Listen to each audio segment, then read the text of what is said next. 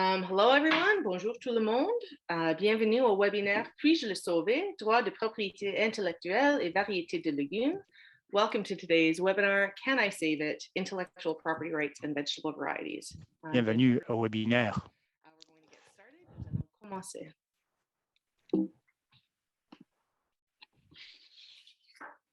Today we are providing simultaneous. Aujourd'hui, nous vous offrons la traduction simultanée pour que vous puissiez écouter en français et alors ou en anglais. Et donc, vous pouvez choisir l'icône du globe et ensuite choisir le français. Si vous joignez la réunion par téléphone cellulaire, vous devez cliquer sur l'ellipse, les 3 points.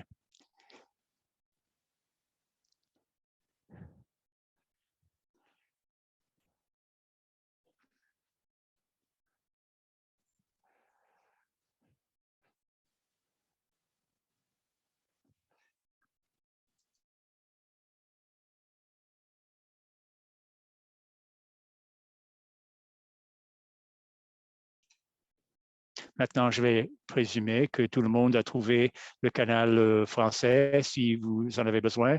Et donc, maintenant, je vais faire ce qui reste de l'introduction en anglais. Les conférenciers vont aussi vous adresser la parole en anglais.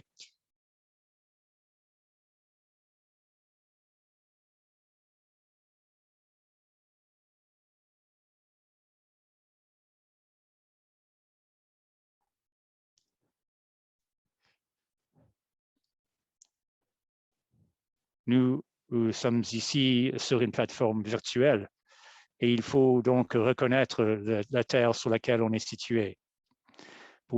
Comme communauté de gens qui ont à cœur l'alimentation et les semences, il faut tenir compte des territoires ancestraux et non céder des peuples autochtones.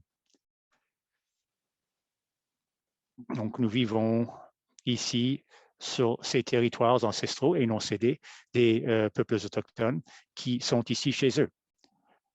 En tant que personne et représentant d'organisations qui font ce travail, on veut reconnaître cette relation de longue durée entre la terre et les peuples autochtones qui précédait l'établissement du Canada et qui est affectée par la violence du colonialisme, le capitalisme et le racisme. Le fait de travailler ici fait en sorte que nous participions dans cette expérience. Afin de jouer notre rôle contre cette violence, nous sommes à réfléchir à quelques questions clés et nous vous invitons à y réfléchir aussi.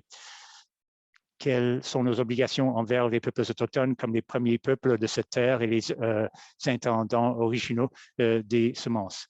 Et comment est-ce que nous pouvons vivre et faire notre travail comme bonnes personnes régies par les traités? Vous pouvez en savoir plus en visitant whoseland.ca et aussi nativeland.ca. Si vous entendez du bruit dans le fond, ça c'est mon enfant qui a 5 ans. Moi, je vous appelle de Mi'kma'ki, ici à Dartmouth, en Nouvelle-Écosse. Et ces sites web m'ont aidé beaucoup à explorer cette terre sur laquelle je suis situé. Nous aimons aussi travailler dans la communauté des semences parce que elle est une communauté ouverte, honnête et généreuse. Les participants nous le disent à tellement de fois. Donc, parlons donc de ce qu'il faut faire pour cultiver un espace plus sûr. Les conférenciers vont présenter leurs expériences personnelles. Cela exige de la vulnérabilité et on veut qu'ils se sentent à l'aise. Tout le monde se sent à l'aise de partager, de poser des questions et d'apprendre ensemble. Et on laisse beaucoup d'espace pour les questions à la fin. J'espère que vous allez vous sentir à l'aise de participer. Si vous parlez beaucoup, généralement, ou que vous posez beaucoup de questions, vous pouvez peut-être décider de vous retirer un petit peu, prendre un petit peu de recul afin de laisser de l'espace pour les autres. Et si vous êtes plutôt hésitant, dans un espace comme ça, on vous incite à occuper votre espace et de participer un peu verbalement. Si vous avez des idées pour des webinaires futurs et comment on pourrait rendre cet espace encore plus sûr, vous pouvez toujours vous mettre en contact avec moi ou avec n'importe quel membre de notre équipe. On veut tout faire afin de faire en sorte que tout le monde se sente à l'aise.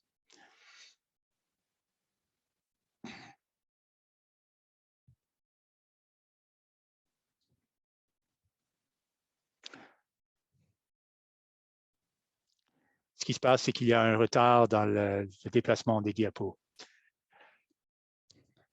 Si vous voulez participer, vous pouvez d'abord vous présenter dans le chat à n'importe quel moment. Vous pouvez garder votre caméra ouverte ou fermée et vous pouvez aussi changer le nom de votre qui se trouve sur votre image en cliquant les 3 points juste à côté de votre nom. On va essayer de garder les microphones éteints à moins d'intervenir, et vous pouvez intervenir soit dans le chat ou et vous pouvez aussi lever la main en choisissant le bouton réaction et ensuite en cliquant sur Raise Hand et lever la main.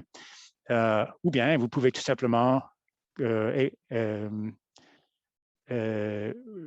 ouvrir votre caméra et cela va indiquer que vous voulez poser une question.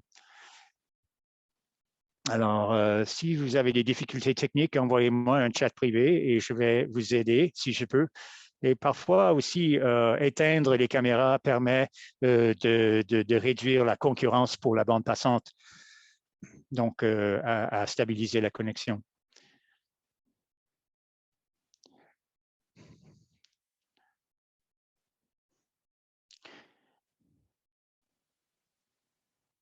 Alors, merci. Ce sont les détails techniques. Je suis ravi de vous souhaiter la bienvenue à Puis-je le sauver sur les droits de propriété intellectuelle et les semences, donc les DPI. Ce sera une conversation technique qui vise à vous aider à comprendre les règlements qui existent, les cadres réglementaires, et ce sera aussi une conversation culturelle, parce que toutes ces connaissances doivent être enracinées dans un terreau culturel. Il n'y a pas qu'un seul système qui est légitime et d'autres moins légitimes. Il n'y a que des systèmes. J'ai le plaisir de vous souhaiter la bienvenue. Je suis Steph Hughes et je suis directrice du programme de l'initiative BOTA sur la sécurité des semences pour l'Atlantique. Si vous êtes dans cette région et vous voulez en savoir davantage sur notre programme régional, vous pouvez aller sur le site de BOTA. Nous avons 33 participants aujourd'hui. Merci beaucoup d'être venus. Je vais maintenant donner la parole à Luc, que je vais présenter maintenant. Luc Jeffries est membre de Relina Hatos, qui est un collectif de conservateurs de semences et de jardiniers sur le territoire Mohawk. Ils ont fondé le Centre d'apprentissage et de conservation des semences. Il vient de se joindre à l'équipe et il est coordinateur du projet. Luc, merci beaucoup d'être là.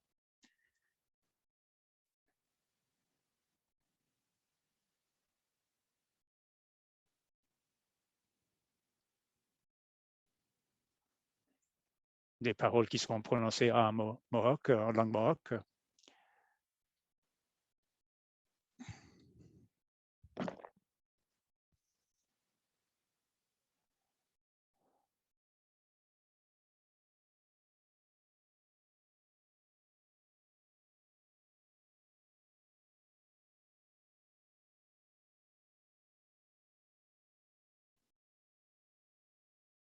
Je m'appelle Dio Soneke. En langue Mohawk, je m'appelle Luke Jeffries. Je suis je suis apiculteur, jardinier. J'essaie d'être un vrai jardinier sérieux, mais bon, parfois, il y a des choses qui occupent notre temps. Maintenant, je donnerai la parole à Christy ou qu'est-ce que je fais? Oui, je pense que ce que tu peux faire, tu peux commencer tout de suite et ensuite, Caitlin, je vais présenter les conférenciers. Alors, on m'a demandé de parler des moyens de conserver les semences et de les partager parmi les Haudenosaunee.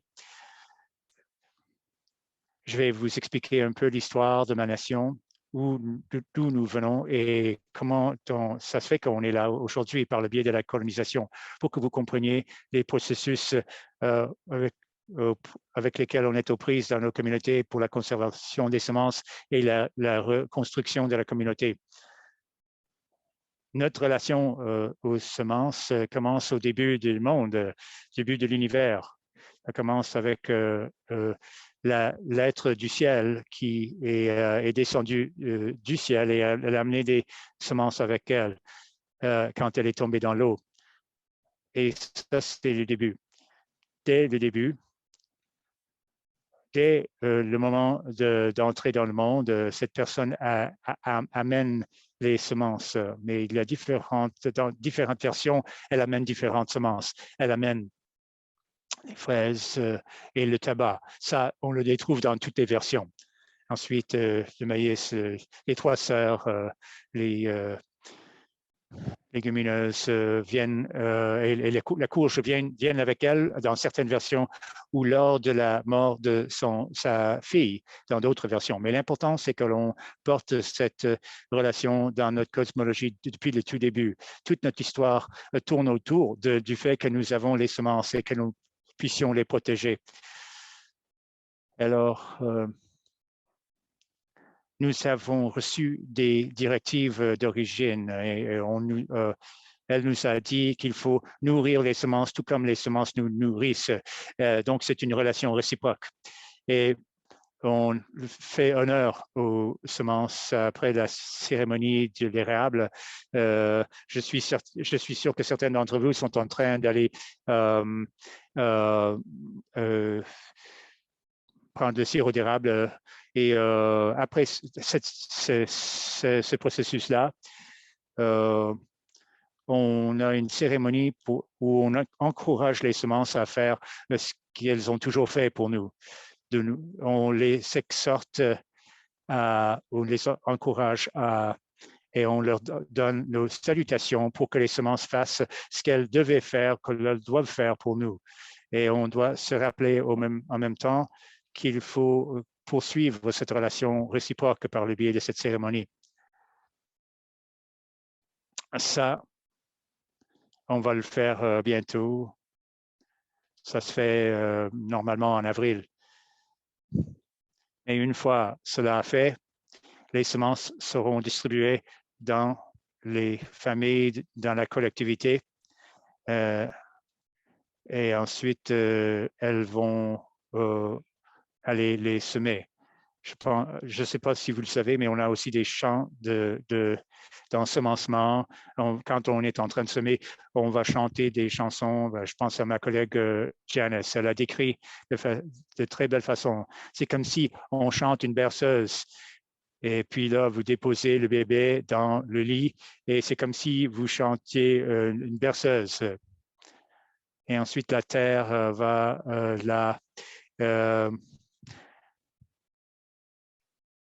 l'envelopper et la semence va pousser. C'est ça l'image qui accompagne ce processus. Donc, ce sont les instructions d'origine. La semence nous protège et nous, on s'occupe des semences. Vous avez entendu parler des trois sœurs. Maïs, le haricot, la courge, mais ce n'étaient pas les seules cultures. Il y avait des arbres fruitiers, des arbres de noix, et il y avait aussi des plantes de paysage qu'on appelle, que si on protège ces plantes et on les cultive de la bonne façon, on peut en retirer beaucoup de nourriture, comme par exemple des petits fruits. Et aussi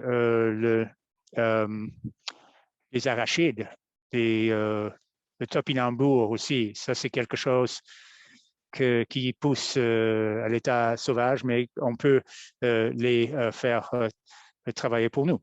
Alors, ce sont des systèmes qui ont été développés pour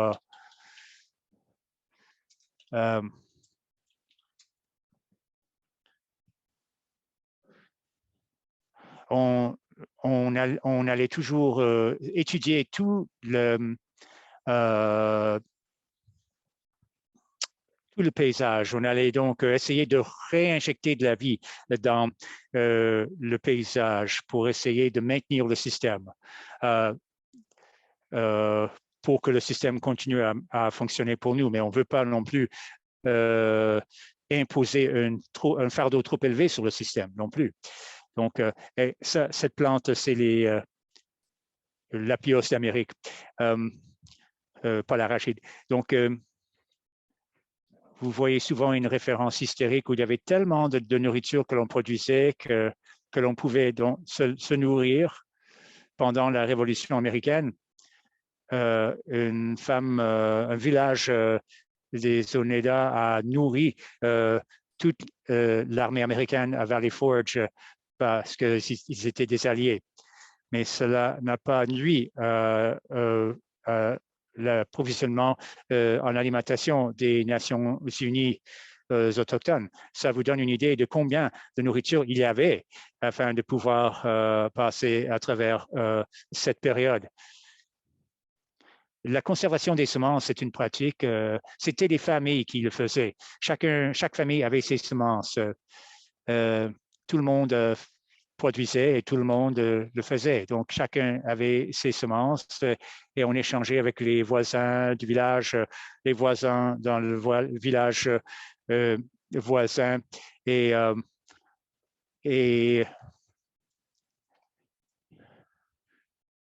ce n'était pas le commerce qui se faisait de la nourriture comme se faisait avec les fourrures ou les pagaies.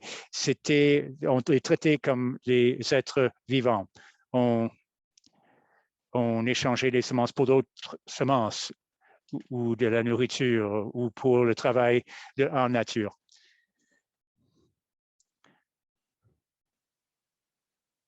Qu'est-ce qui a changé? Je ne veux pas dire que tout était parfait, mais il y avait un système qui fonctionnait. Qu'est-ce qui a changé? C'est la colonisation qui a tout changé. Le processus de la colonisation a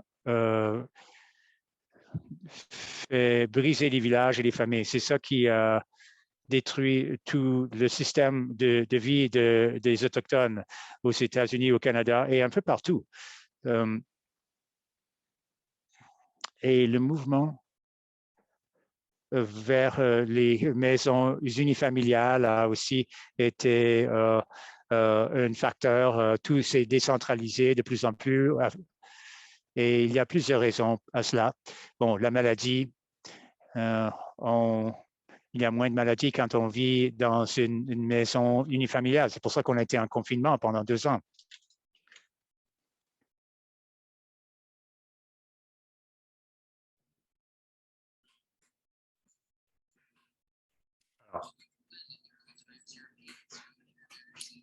Même au début, quand les Européens sont arrivés, on partageait des semences avec eux et en fait, eux autres, ils partageaient avec nous aussi. Donc, il y a certaines de leurs cultures qui sont rentrées dans nos façons de faire. Nous avons commencé à cultiver des semences européennes. Ils ont pris ce que nous avions et ils ont commencé à les cultiver ailleurs aussi. Cela veut dire que la colonisation a dérangé notre bon esprit et notre relation avec le monde naturel. Et c'est difficile maintenant pour nous de reconnaître ce que cela veut dire à cette époque, parce que les choses ont été si disloquées et disjointes, donc c'est difficile de conceptualiser comment travailler avec les semences maintenant.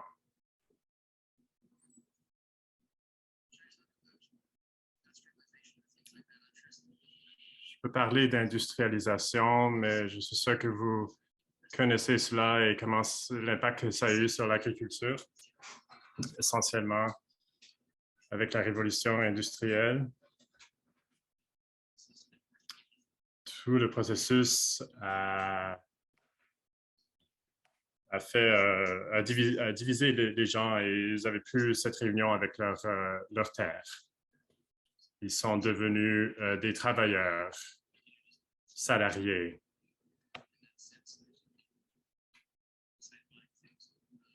Et dans ce sens, on est devenu des consommateurs. C'est ce qui s'est passé avec ce processus de colonisation, ainsi que le processus d'industrialisation qui a la commodification de masse, par exemple, de l'agriculture et de la main-d'œuvre a eu un impact dans ce sens. Et ça va en fait de pair avec la colonisation.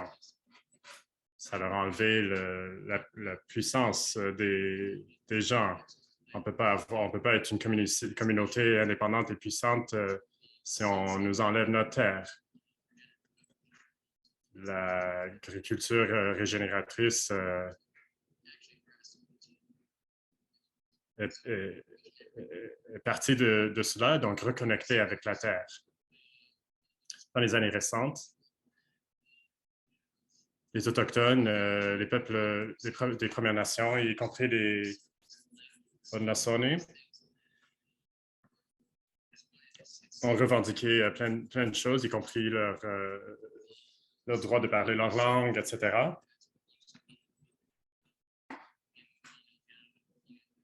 Et nous ne voyons pas le niveau d'agression dans la colonisation. Donc, c'est sécuritaire maintenant d'adresser ces choses. Les gens ont soif de parler de ces choses maintenant. C'est devenu cool. Mais dans ce processus, nous essayons de revendiquer notre droit à notre terre et nos semences également, et la réunification avec nos ancêtres, nos semences ancestrales.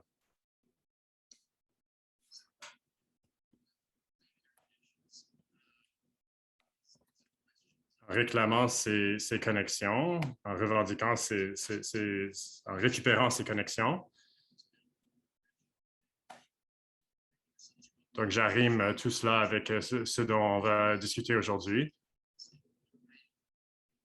Donc, c'est la question de comment entamer ce processus, comment faire ce processus de la bonne manière. Donc, la discussion tourne autour du DPI, les droits de la propriété intellectuelle, autour des semences et comment faire d'une perspective culturelle. Cela va de pair avec la protection de l'eau et de la terre. Si vous allez devenir un fermier, une fermière biologique, comment est-ce que vous allez vous assurer que vous pouvez protéger l'eau et la terre et les garder à l'abri des engrais chimiques et toutes les choses négatives qui peuvent avoir un impact sur le mouvement de l'agriculture biologique. Rebâtir la communauté. C'est quelque chose qui, ultimement, va amener la souveraineté des semences.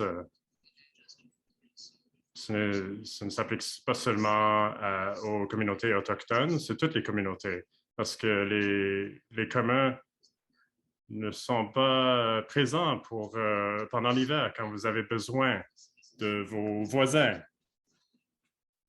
Cela a disparu. On a entendu parler de nos grands-parents. On n'est pas là où on était. Donc, rebâtir la communauté dans un contexte autochtone, ce qui va nous aider à reconnecter avec notre passé et de protéger les semences.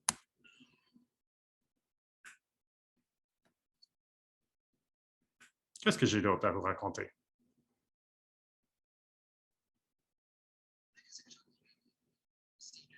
Je peux parler un peu de stratégie de distribution des semences chez nous. Nous nous concentrons sur notre communauté cette année. C'est pour des raisons pratiques, parce que nous essayons d'augmenter la quantité de semences que nous avons jusqu'à un niveau sécuritaire pour s'assurer la viabilité et avoir un surplus pour ne pas mettre en péril la collection et permettre aux gens d'apprendre s'ils veulent cultiver. Donc, c'est une distribution limitée cette année.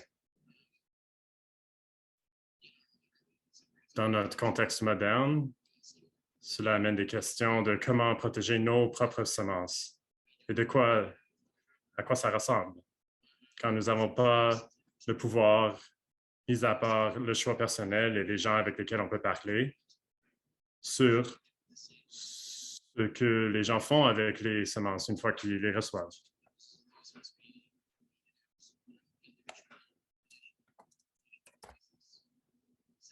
Il faut passer une relation à la fois.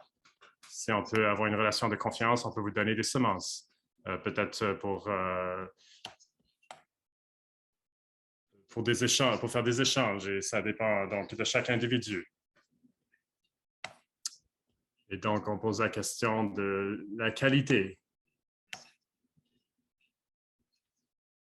Nous pourrons, en théorie, exister à l'extérieur de votre système, de nos systèmes. Beaucoup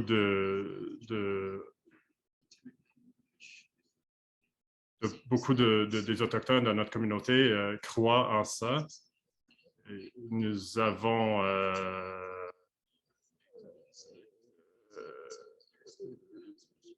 un symbole, en fait, qui a deux voies.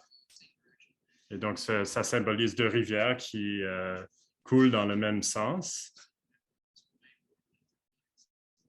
Et ça symbolise que les gens devraient agir comme cela dans leur vie, c'est-à-dire qu'il y avait une rivière qui était pour les Européens, une rivière qui était chez nous.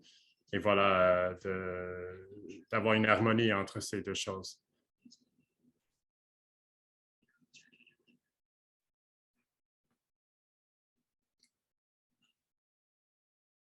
C'est une question de regarder cela de façon stratégique, c'est-à-dire les relations.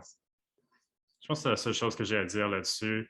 Le reste des choses ici que j'avais préparées sont plus... je peux répondre pendant les questions. Excellent, c'est merveilleux, Luc. Merci beaucoup de partager cela avec nous et d'aider à nous éduquer sur cette question. Je pense que ça donne beaucoup de matière à réflexion pour les questions et réponses après les présentations. Donc, nous allons garder nos questions pour nos trois présentateurs. Et Janice aussi, si elle veut participer. Je sais que vous êtes ici, donc vous êtes la bienvenue de participer aussi. Mais pour l'instant, nous allons passer à Christy et Caitlin et on va l'ouvrir aux questions. Donc, je vous invite à poser vos questions au fur et à mesure dans le chat. Et nous allons essayer de répondre à la majorité des questions. Je suis content d'introduire Caitlin et Christy. Caitlin travaille pour le BOTA, l'initiative BOTA. Elle termine son doctorat à l'Université du Manitoba en exploration de la construction des systèmes décolonisés d'alimentation et de semences dans le sud de la Bolivie. Christy O'Keefe-Bisson est une analyste de politique pour l'initiative de la famille BOTA. Il fait aussi un doctorat en économie politique canadienne de l'Université d'Ottawa. C'est centré sur les changements agraires au Canada et le modèle historique de possession des terres agricoles dans l'Est Ontario, passant de la colonisation à la financiarisation. Il travaille depuis quelques mois sur un guide sur les DPI et les variétés de légumes au Canada que nous allons distribuer à tout le monde après ce webinaire, donc ça va être prêt dans les prochains jours. Donc, ceux qui sont présents aujourd'hui vont être les premiers à recevoir ce guide une fois qu'il est prêt. Caitlin, Christy, je vous invite à partager vos écrans maintenant et de passer dans vos diapos. Merci. Tout le monde peut voir les diapos? On peut voir vos onglets aussi sur le côté, donc peut-être le mettre en slideshow. Parfait, c'est réussi. Merci beaucoup pour l'introduction, Steph, et merci à Luc. Je suis plein de gratitude pour ce que vous avez partagé avec nous et pour votre façon de parler de la colonisation et comment ça a dérangé nos relations avec la Terre et de mettre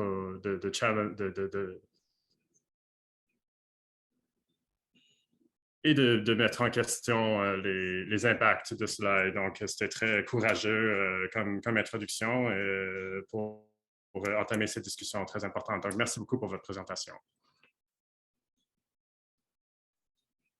Nous pensons que c'était très important d'entamer cette conversation autour des droits de la propriété intellectuelle avec les relations des Autochtones avec la Terre, parce que ultimement, ce sont eux qui sont vraiment les obtenteurs. Et tout le monde sur l'appel aujourd'hui, peu importe où vous êtes, nous bénéficions de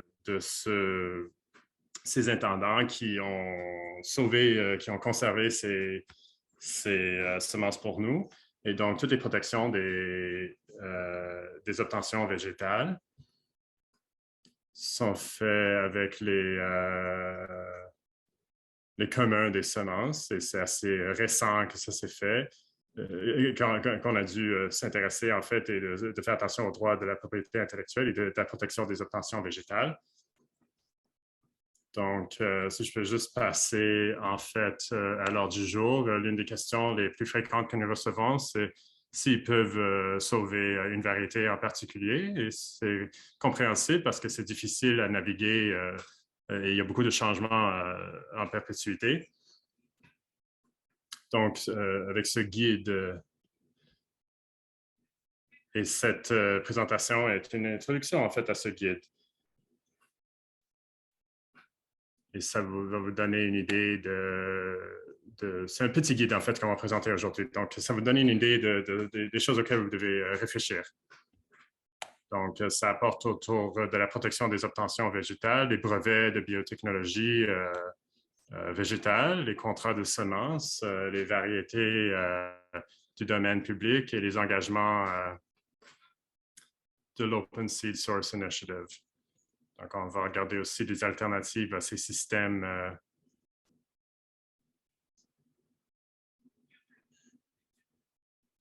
donc, pour contrer l'hégémonie de ces restrictions.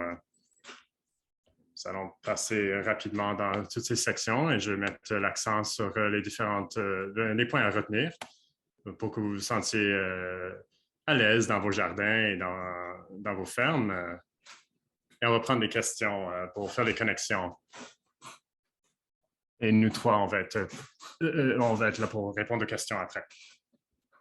Je veux juste reconnaître aussi qu'au-delà de ces cadres juridiques, il y a d'autres considérations à faire aussi. Donc,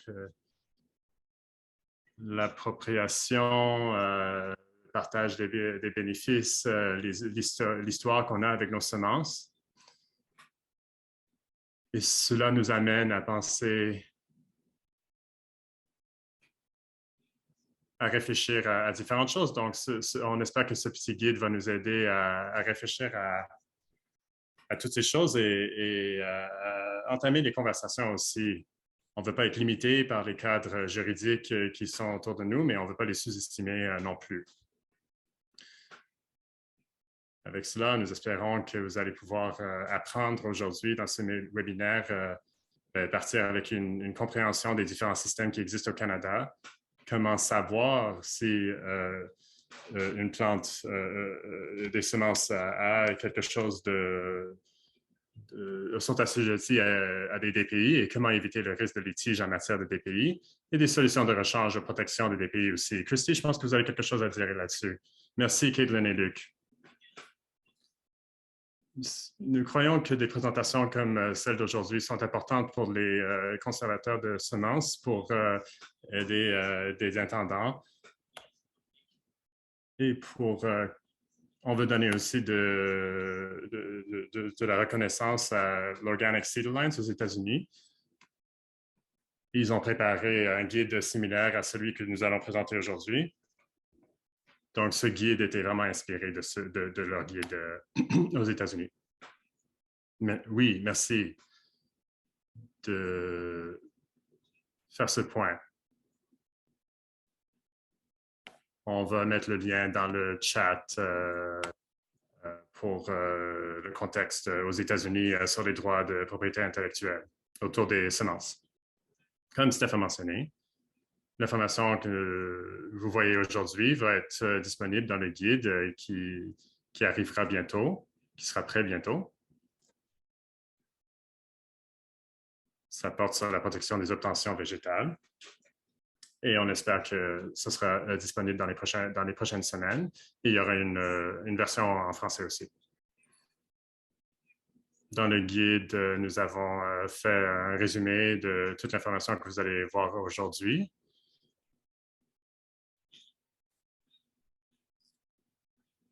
Ce tableau est fait pour quand vous achetez des semences, quand vous réfléchissez à qu'est-ce que vous pouvez faire avec les différentes semences. Vous pouvez le lire ici et vous pouvez lire davantage dans le guide pour en apprendre davantage.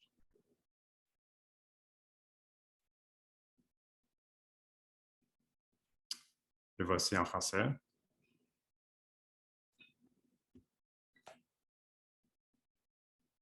Le premier système qu'on voulait discuter, c'était les droits des protections des obtentions végétales. Donc, la Convention internationale pour la POV a été date de 1991.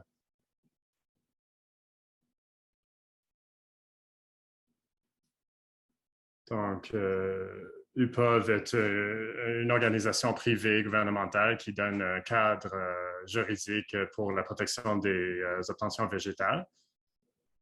Et donc, les pays qui sont membres de la Convention internationale pour la POV peuvent l'utiliser. Je ne vais pas rentrer dans tout l'historique de cette convention,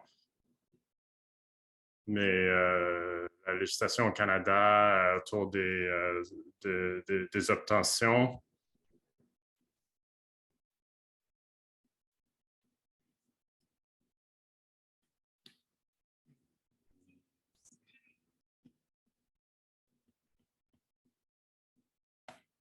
Donc, on parle ici des droits sur toutes sortes de choses autour des plantes, donc le droit de les ensemencer, prendre des boutures, tout ce qui a trait aux végétaux. Donc,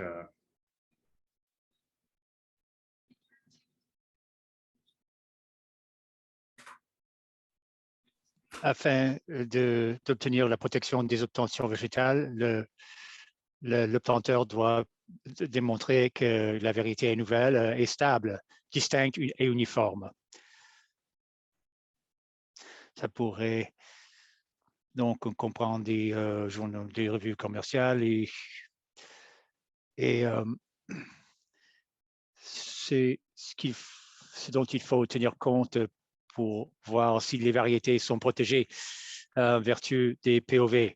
Si la variété a des POV rattachés, vous pouvez conserver et replanter ces semences chez vous. Ça, c'est le privilège de l'agriculteur. Vous pouvez aussi les conserver et conditionner la récolte si vous n'allez pas redistribuer la culture comme semence, mais vous pouvez ne pouvez pas la redistribuer comme vous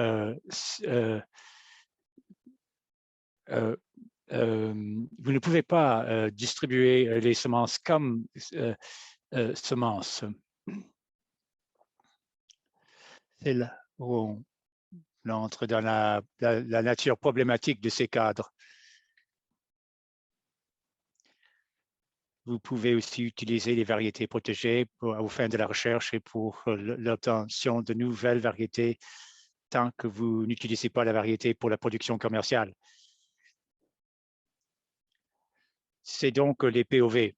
En bref, on nous pose souvent la question si les variétés qui ont l'étiquette PVP sont aussi protégées au Canada. Et la réponse est que ça, c'est PVPO. Ce n'est pas toujours le cas. Si la variété est protégée aux États-Unis, mais n'a pas la protection de POV au Canada, vous pouvez la conserver et la redistribuer. Mais il faut toujours vérifier si la variété que vous voulez conserver est protégée au Canada. Et vous pouvez donc vérifier dans la base de données des POV. Caitlin, une question qui vise à préciser quelque chose, mais avec les POV, est-ce que tu as dit qu'on ne peut pas les partager, on ne peut même pas les distribuer à des fins non commerciales? Oui, vous ne pouvez pas distribuer la variété du tout quand la variété est protégée par des droits de l'obtenteur.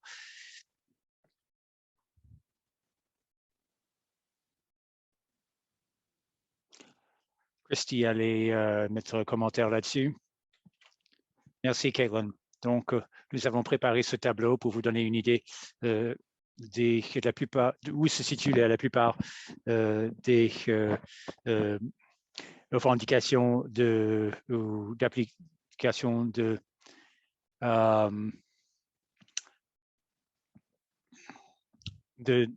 pour les POV. Ce que l'on remarque, c'est que la majorité des cultures horticoles ont un petit nombre de demandes d'octroi d'obtention. Vous pouvez généralement conserver les semences de votre culture préférée. Il y a beaucoup d'espace pour cela, généralement. Je vois qu'il y a des questions déjà. Comment est-ce que l'on peut trouver cette information? On peut vous donner le lien vers la base de données qui a toute la liste des variétés protégées par les POV au Canada. Ce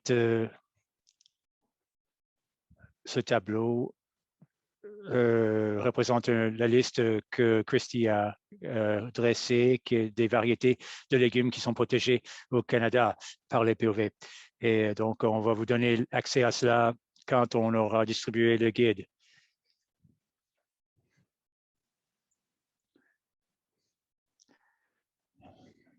Et on pourra donc aussi se pencher là-dessus dans la discussion. Parlons des brevets.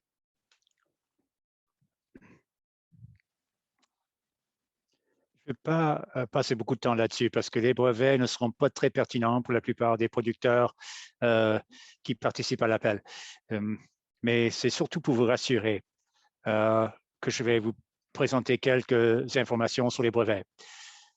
C'est la forme la plus restrictive de propriété intellectuelle, mais étant donné les restrictions au Canada sur le brevetage des formes de vie plus avancées, ce n'est pas une grande préoccupation pour les producteurs écologiques. Aux États-Unis, les brevets utilitaires deviennent de plus en plus communs et préoccupants pour les producteurs. Il est beaucoup plus facile de breveter, du moins il est possible de breveter ces formes de vie aux États-Unis. Mais la protection offerte par ces brevets utilitaires n'est pas transférable au Canada. Donc, ces variétés couvertes par des brevets utilitaires aux États-Unis ne sont pas régies par ces mêmes brevets au Canada, à moins qu'il y ait déjà d'autres restrictions associées avec les POV. Mais les variétés qui sont brevetées au Canada, qui comprennent surtout les OGM, le maïs, le canola, le soja, la betterave à sucre. Oui, il est vrai que si vous travaillez avec ces variétés, il y a des limitations importantes. Maintenant, je vais donner la parole à Christy qui va vous parler des contrats sur les semences. Merci, Caitlin. Donc, l'autre catégorie, la prochaine catégorie, c'est les contrats de semences. Ce sont des contrats privés qui sont passés avec le vendeur et entre le vendeur et l'utilisateur. Ce n'est pas techniquement une forme de protection de POV, mais cela donne lieu à des restrictions à l'utilisation des variétés. Nous avons un exemple, un premier exemple, c'est l'accord d'utilisation de variétés, AUV, qui est un contrat assez nouveau. C'est une façon pour les compagnies d'exiger des loyers des fermiers qui utilisent ces semences. Quand la compagnie décide d'appliquer l'accord, l'utilisateur doit signer un contrat avant de l'utiliser. Acheter la semence satisfait les exigences de redevance, mais avec l'accord d'utilisation de variétés, l'agriculteur doit aussi divulguer la quantité de semences conservées et ensuite la compagnie va facturer l'agriculteur en conséquence. Et c'est aussi, ce sont des contrats qui empêchent les agriculteurs de distribuer les semences. On voit de plus en plus de ces protections qui se trouvent dans les guides commerciaux. Quand vous achetez des semences commerciales, c'est là où vous allez les trouver. Et ensuite, nous avons les accords d'utilisation de technologie qui ont été utilisés en lien avec la vente des variétés végétales émanant de la biotechnologie. Ce sont des contrats qui doivent être signés afin d'utiliser les semences. Le contrat interdit toute la conservation des semences. Il n'y a aucune sauvegarde de semences et la compagnie peut venir inspecter le site et parfois aussi, on va obliger l'utilisation de certains produits agrochimiques. Il y a beaucoup d'autres contrats qui s'appliquent à la production de semences et aux grandes cultures, mais ce n'est pas très utile pour vous. Il y a quand même un troisième contrat que vous pourriez peut-être connaître si vous travaillez avec nous sur les essais participatifs. C'est donc les ententes de transfert de matériaux. Ce sont des matériels. Ce sont des contrats qui portent sur les matières génétiques qui ne sont pas encore de nouvelles variétés. Ils sont spécifiques généralement à chaque projet d'obtention. Mais les conservateurs de semences, dans ce cas-là, doivent établir une entente de partager les avantages avec le fournisseur avant de pouvoir continuer. Cette entente de partage des avantages va définir qui est le propriétaire de la variété et comment les produits de la vente seront distribués. Nous aimerions beaucoup vous entendre parler d'autres contrats que vous avez vus, mais ce ne sont que quelques exemples.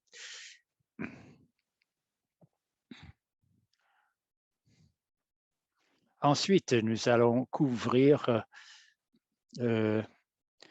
la position par défaut du régime des pays au Canada. C'est le domaine public. C'est que ça veut dire que les variétés n'appartiennent à personne.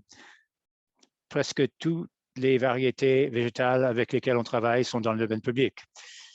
Une nouvelle variété végétale va entrer dans le domaine public s'il n'y a pas si les DPI ne sont pas revendiqués ou si les droits sont renoncés. Ça aussi, c'est possible.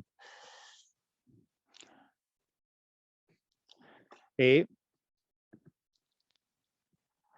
la variété sera dans le domaine public si le DPI est jugé inadmissible par le bureau des brevets. Si on détermine que ce n'est pas un nouveau produit, alors non, ce sera refusé, annulé, et ça va tomber dans le domaine public. Et aussi à la fin, à l'échéance des POV ou des brevets. Normalement, c'est 20 ans. Et à la fin de 20 ans, ça va se revertir dans le domaine public. Il n'y a pas de restriction sur l'utilisation des variétés végétales dans le domaine public. On peut même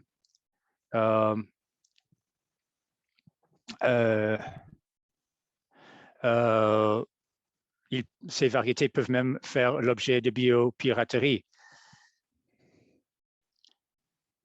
Aux États-Unis, le risque de la biopiraterie a été atténué quelque peu par la création des publications défensives. Ce sont des publications qui, dans des revues académiques, qui sont soumises au bureau des brevets ou de POV, qui vont parler donc de l'utilisation historique de ces variétés. Cela permet d'établir des savoirs de base sur la variété végétale qui pourrait donc permettre de renverser une demande des pays sur la variété, mais ce n'est jamais garanti que la variété ou ses caractéristiques seront exemptes de biopiraterie. Il faut aussi dire que le gouvernement du Canada n'a pas de mécanisme formel au-delà des DPI pour protéger les variétés de la biopiraterie ou pour reconnaître d'autres ententes.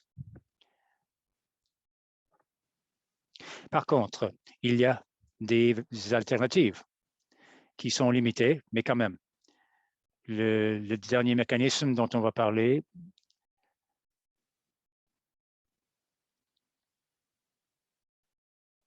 n'est pas une forme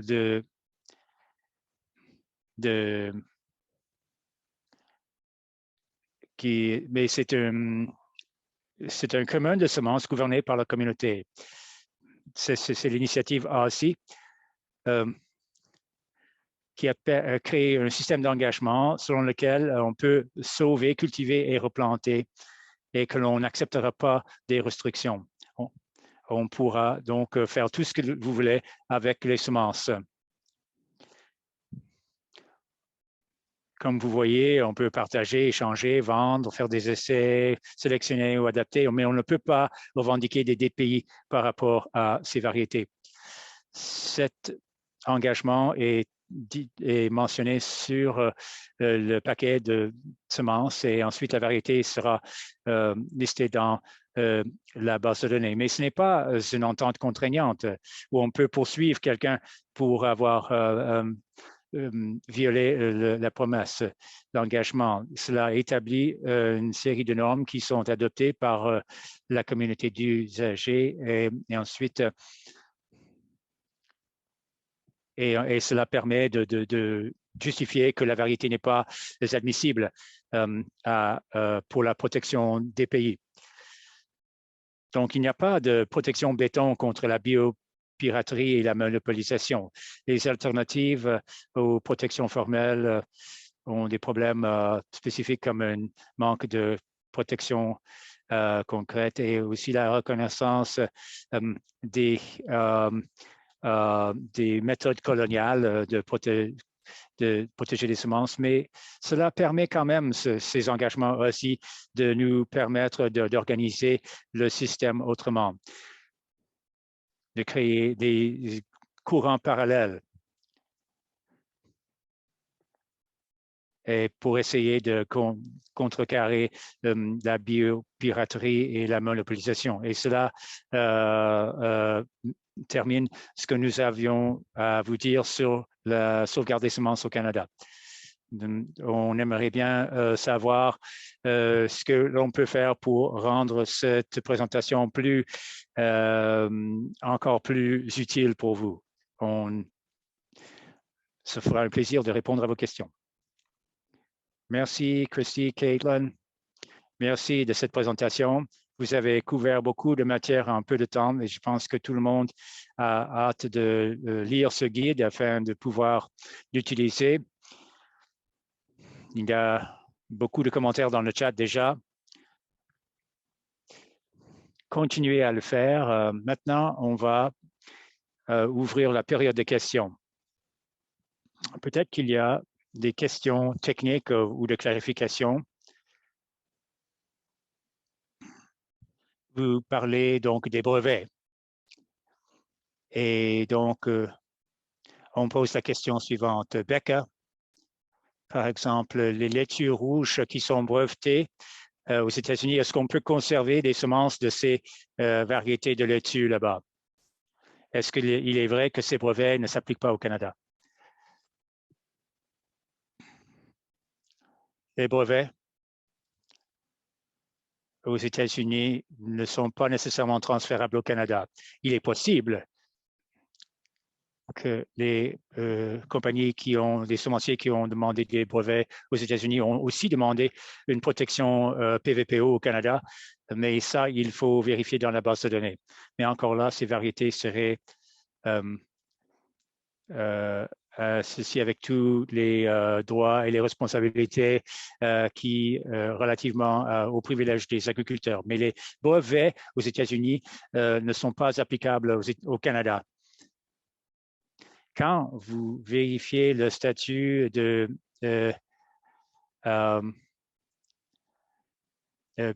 POV, et vous voulez savoir si c'est protégé, vous devez vérifier si le statut est actif parce qu'il y a beaucoup de statuts qui sont venus à échéance. Dès que vous avez un brevet aux États-Unis et un POV au Canada, mais le POV est échu, mais alors ça va. Vous pouvez procéder. Ensuite, il y avait un commentaire sur les brevets de Breen a mentionné que quand il y a une variété protégée, elle va parfois appeler l'obtenteur. Elle va donc directement pour voir quelle est la situation avec cette variété. Et Tuprine, tu peux aussi nous dire davantage, si tu veux.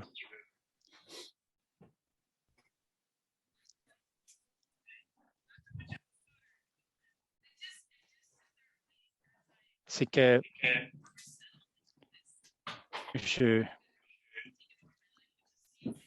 la sauvegarde des semences a commencé à dominer ma vie et c'est quelque chose que je vais faire pendant toute ma vie. Et je vois qu'il y a beaucoup de gens qui participent à ce système et si ce n'est pas une variété patrimoniale ou une variété autochtone, c'est une variété qui a été obtenue par quelqu'un et donc je vais les appeler.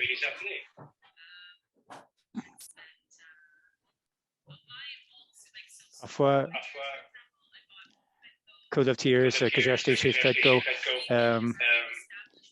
l'accord existe déjà entre le producteur et Fedco qu'il a le droit de le vendre en vrac.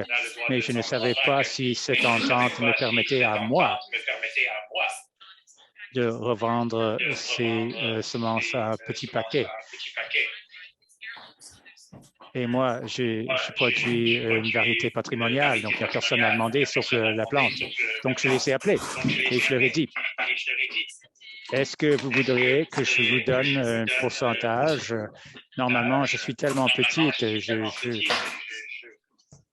veux vous présenter les histoires de ces semences, de l'origine de ces semences, parce que les gens aiment avoir ces conversations. Ils aiment établir ces liens qui voyagent avec les semences. Je pense que dont Luc parlait tout à l'heure. Et c'est ce que je fais. Parfois, ça marche. Parfois, les gens disent non, arrêtez de vendre cela. Ça n'est pas encore arrivé, mais je suis sûr qu'un jour, je vais frapper un mur. Si, ça m'est déjà arrivé.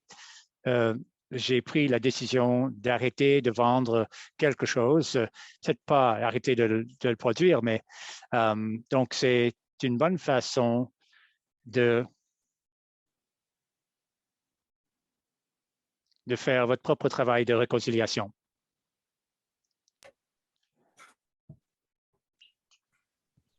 Excellent. Merci d'avoir partagé cette expérience et cette stratégie intéressante.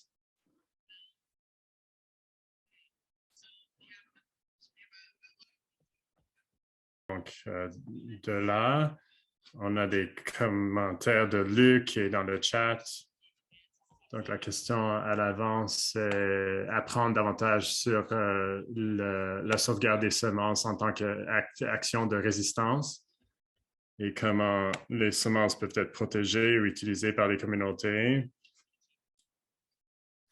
sans s'engager dans les systèmes coloniaux qui sont pour des intérêts capitaux. Et ce ne sont pas des systèmes idéaux dans lesquels, qui forment le cadre de ces lois. Donc, on veut avoir la perspective du sanctuaire des semences. La conservation des semences en tant que résistance, oui, on peut résister à l'économie capitaliste en termes de nos communautés. On résiste à ses forces, mais ça revient à qui on est en tant que peuple aussi. Donc, mon commentaire dans le chat à Terry Lynn, c'était je suis d'accord qu'on a nos propres systèmes, c'est-à-dire dans différentes communautés autochtones, différents peuples des Premières Nations. Je ne sais pas si on est arrivé à une conclusion sur cette problématique et on ne sait pas si on peut vraiment protéger les semences. C'est un sujet difficile à entamer, même dans nos propres communautés. Donc, comment résister? Je vois la conservation des semences et la souveraineté des semences comme la fondation du réseau, du système d'alimentation et comme une insatisfaction avec les systèmes actuels. J'ai entendu des choses dans les dernières années qu'avec cette guerre actuelle en Europe et avec la peste en Europe, par exemple, à l'époque, qu'il y a des problèmes dans le système. Donc, au sein de ce mouvement de résistance générale, on peut commencer à former des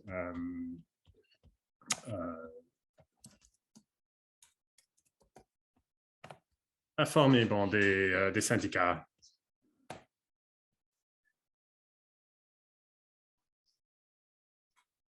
Oui, merci.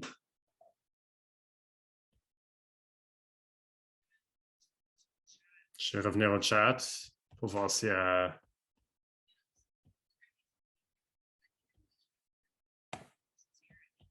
Donc, on va passer entre les questions techniques.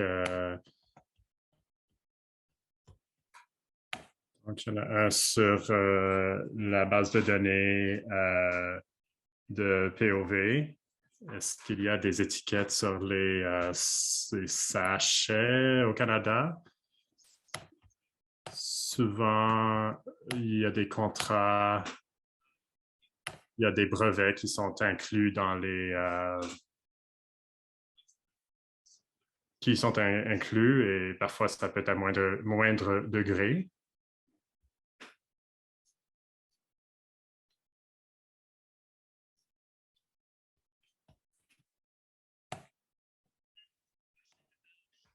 Question sur OSCE. Et peut-être que ça a été couvert dans la présentation de Kirsty et Caitlin. Mais est-ce que OSCE est un outil qui peut protéger des intérêts du monde de la capitalisation?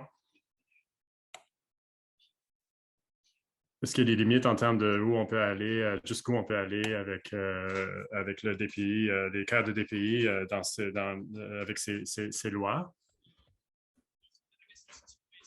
Il y a deux façons d'approcher cette question en termes de la résistance.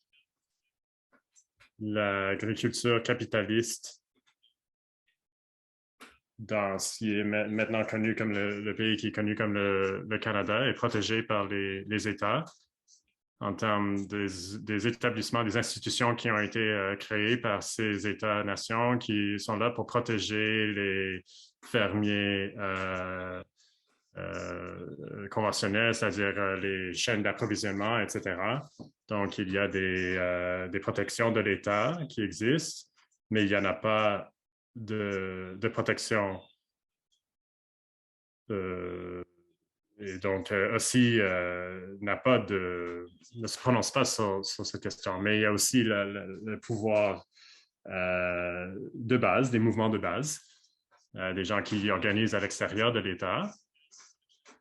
Et aussi fait une promesse, comme ils font maintenant, qu'ils n'ont pas de capacité en ce sens. Ça ne veut pas dire qu'ils ne peuvent pas développer la capacité collective parmi ces gens, ces personnes autonomes.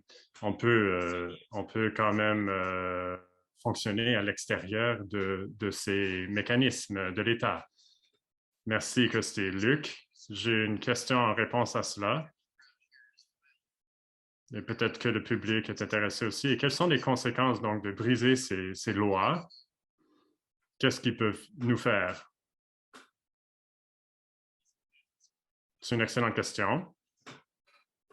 Et c'est sûrement quelque chose on aurait pu inclure, mais c'est la loi criminelle. Donc, si vous brisez un... Non, c'est pas vrai. Vous avez le risque de litige, donc pour des dommages, d'avoir violé les droits de propriété intellectuelle. Si ce sont des contrats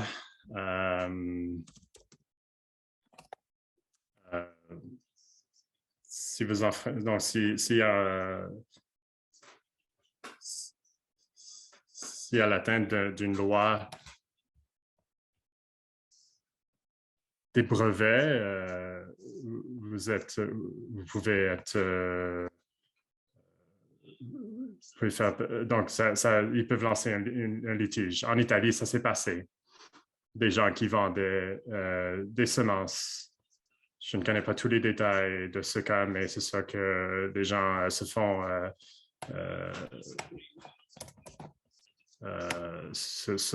ont été poursuivis pour des millions de dollars pour ce genre de commerce-là. Dans le monde de l'industrie, les gens parlent maintenant beaucoup de la piraterie des semences. Ça tombe sous la biopiraterie. L'industrie des semences, donc des semenciers, ils l'utilisent davantage, donc soyez prudents.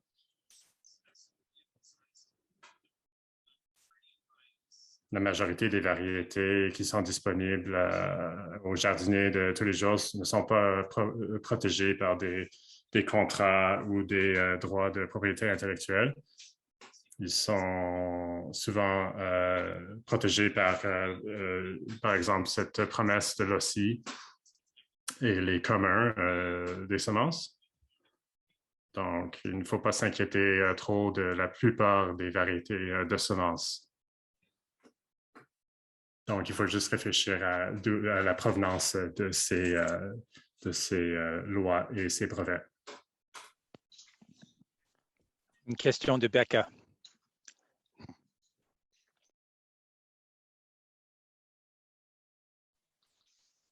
Et elle demande de partager l'écran à nouveau.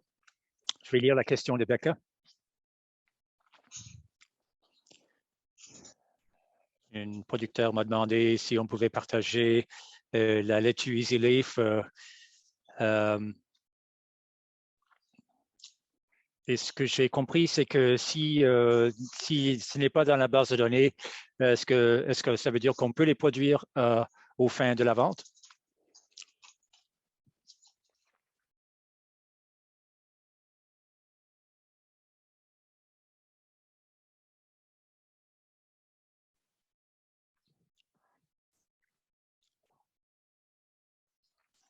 Quand la variété est protégée aux États-Unis, un brevet, PVPO, brevet utilitaire, s'il n'y a pas de brevet ou de protection au Canada qui est reconnu par l'État canadien, ça ne s'applique pas à vous. On peut faire ce qu'on veut.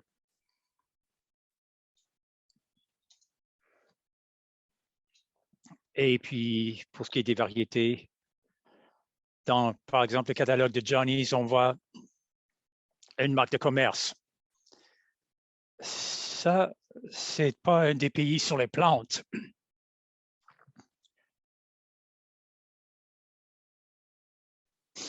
Si la marque de commerce est reconnue au Canada, Ce que ça dit, c'est qu'on ne peut pas utiliser ce nom. C'est tout. Par exemple, le Camut. On ne peut pas vendre du blé en l'appelant Camut. On peut l'appeler un autre nom qui n'est pas limité. C'est comme ça que ça fonctionne. Mais s'il y a une marque de commerce aux États-Unis qui n'est pas reconnue au Canada, aucun problème. Allez-y, vendez ce que vous voulez sous le nom que vous voulez.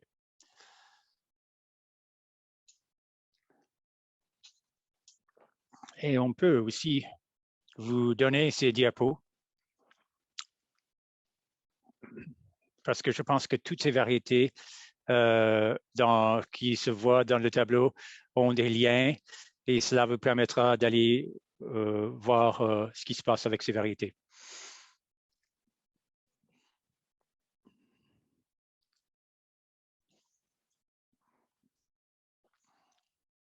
Shannon de Broad Fork demande si on peut distribuer ces semences au Canada seulement ou ailleurs aussi. Ça, c'est une autre bonne question. Si la variété est protégée aux États-Unis, vous ne pouvez pas vendre cette variété aux États-Unis. Ça, ce serait contrevenir les lois des États-Unis.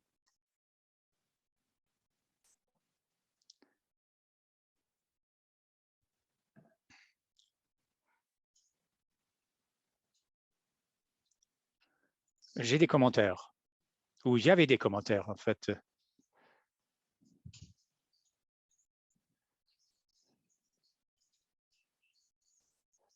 Est-ce qu'il y a des exemples de groupes autochtones ou d'autres qui poursuivent en justice des semenciers pour la biopiraterie? Alors, pour revenir à la question de la poursuite, nous avons des structures de gouvernance séparées et ça, c'est dans un territoire en terrain difficile parce que parfois on utilise ces choses parce que c'est le processus qu'on a choisi d'utiliser. Au Canada, il y a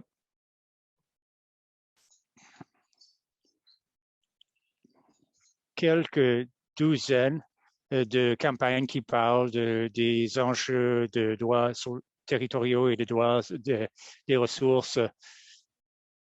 Il y avait Delgamuc dans les années 90 et ensuite Chilcotin en 2013. Et essentiellement, la Cour suprême du Canada a dit que nous avons le droit à des droits territoriaux, mais ils n'ont pas défini. Donc, c'est frustrant. Il faut y être pour la longue durée. Et ce n'est pas très utile parce que pour nous, cela ne permet pas de renverser la souveraineté que le Canada, dont le Canada s'est vêtu. Quand on poursuit les gens dans le système, on demande à la Cour suprême de refuser la souveraineté canadienne et ils vont jamais rejeter ça.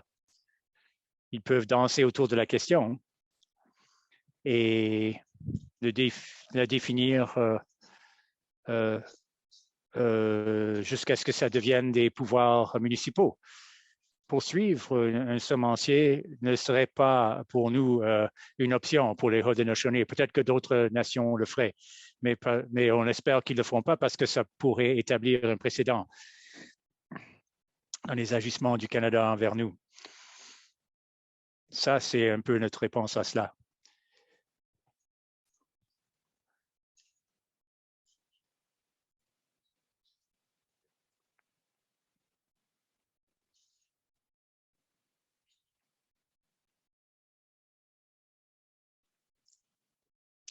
Je suis très reconnaissante d'avoir pu être mise au courant des compétences autochtones qui existent dans ce pays et je pense que dans ce webinaire, on veut voir les semences comme une extension de la terre, un prolongement de la terre. Et avant de publier le guide, il faut réfléchir à tout ça. Et aussi à ce travail en général.